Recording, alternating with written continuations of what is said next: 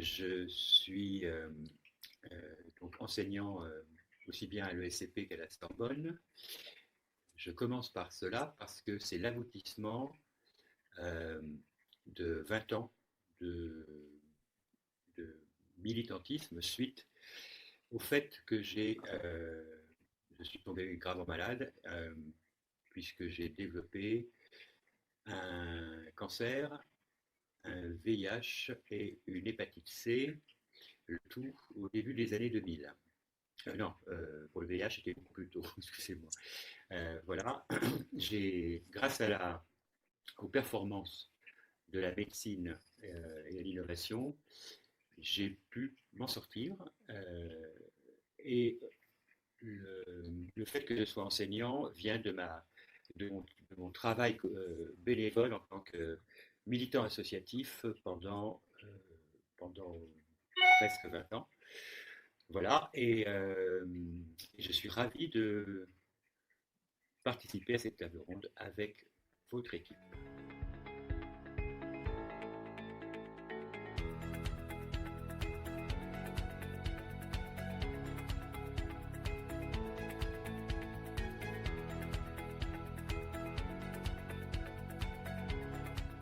La crise sanitaire que nous connaissons depuis 2020 a, dans ses conséquences, une rupture de la représentation des usagers dans le cadre de la gestion de cette crise sanitaire. Pourquoi?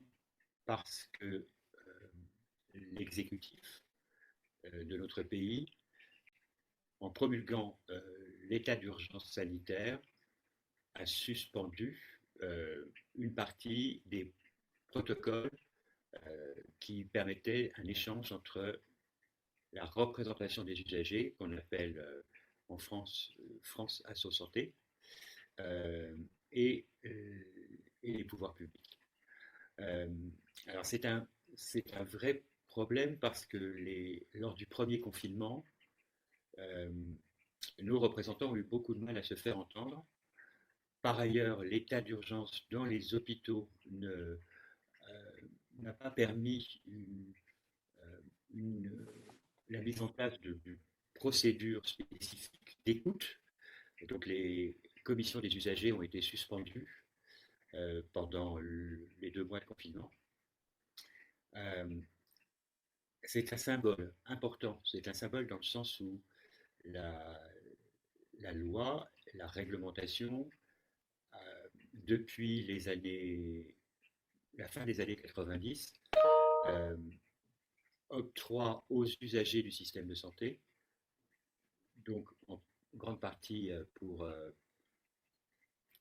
les malades et pour les citoyens français, euh, des possibilités d'écoute, d'analyse, d'échange, et à partir à partir de cela, les pouvoirs exécutifs, si je puis dire, dans les hôpitaux et dans l'ensemble du système de santé, peuvent prendre en compte la parole des malades.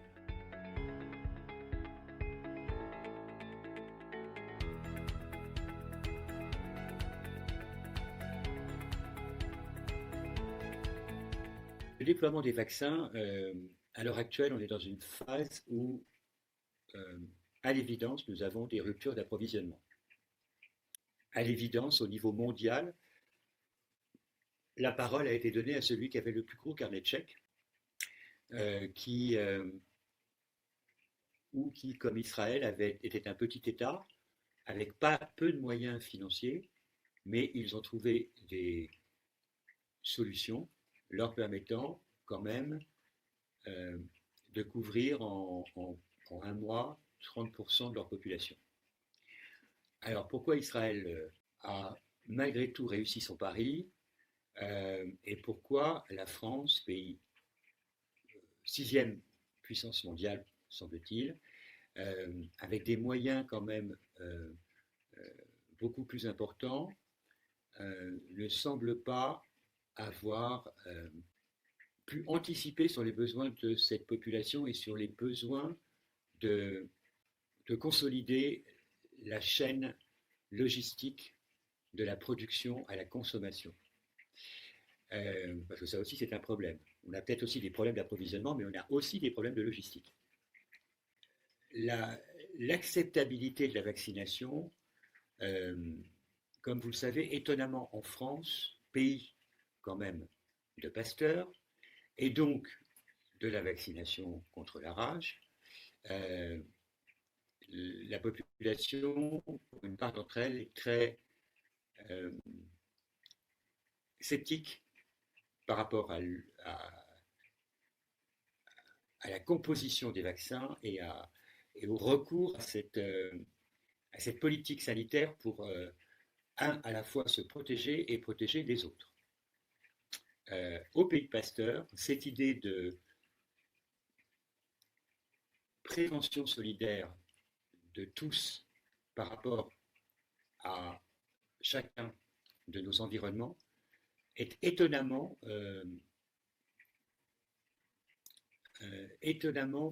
battue en brèche comme idée fondatrice de la santé publique.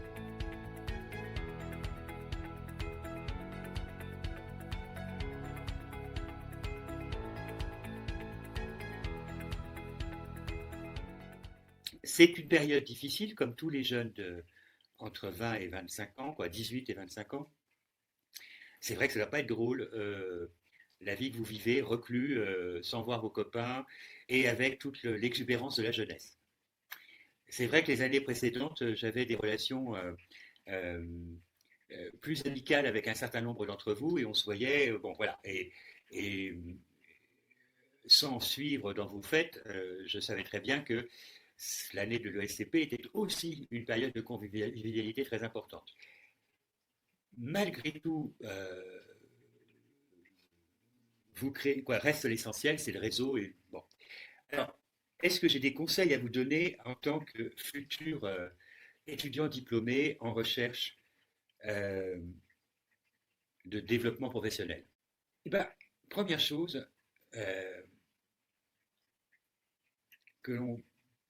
il faut tirer parti de cette crise pour remettre à plat votre système de pensée et de valeurs. Rien n'est jamais acquis. Ça fait 80 ans que des pays européens vivent dans une paix à peu près correcte, que nous avions atteint un stade de sécurisation individuelle de nos vies assez importante et que aucune voie n'est tracée d'avance. C'est la grande leçon de cette crise. C'est qu'il faut s'adapter tout le temps. Et que malgré la difficulté d'être imaginatif dans une structure qui va vous accueillir, qui est dirigée par un certain nombre de personnes avec des procédures particulières lourdes, etc., il faut remarquer que le monde du travail, en tout cas celui que je connais et que vous devriez connaître aussi, va beaucoup changer.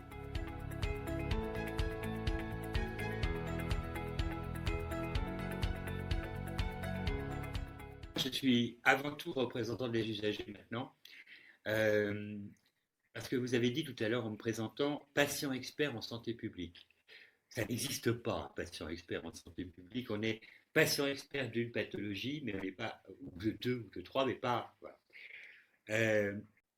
Les patients experts luttent pour une meilleure prise en charge par rapport à une pathologie, c'est clair.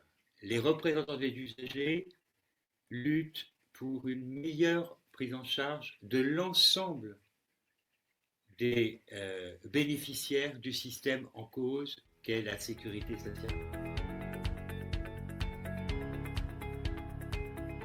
Alors, il y a deux types de réponses. Il y a la modernité, on va dire ça comme ça, donc la e-association est intéressante.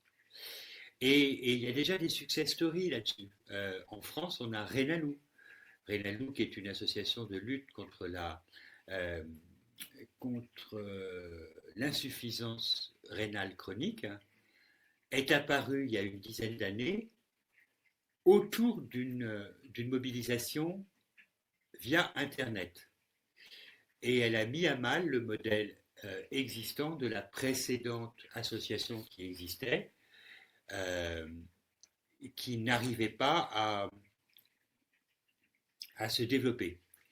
Renalou est un exemple par essence de la e-association est intéressante. Sauf que le droit français ne reconnaît pas le fait qu'une e-association a autant de légitimité qu'une association avec un siège social, des salariés. Voilà.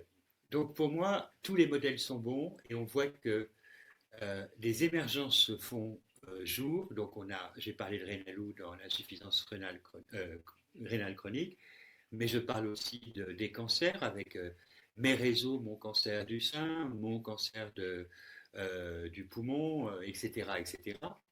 Et il y en a d'autres qui n'ont que d'existence qu'une existence virtuelle, soit parce que la population touchée est tellement petite et tellement éloignée que le seul moyen, bah, c'est l'Internet comme moyen d'échange, euh, soit parce que euh, ça permet de toute façon à tout à chacun, où que ce soit, sauf dans les zones blanches, euh, de pouvoir partager ou de s'informer sur, sur les solutions existantes ou à exister. Euh, donc, l'une et l'autre, la e-association et l'association traditionnelle, sont les bienvenus.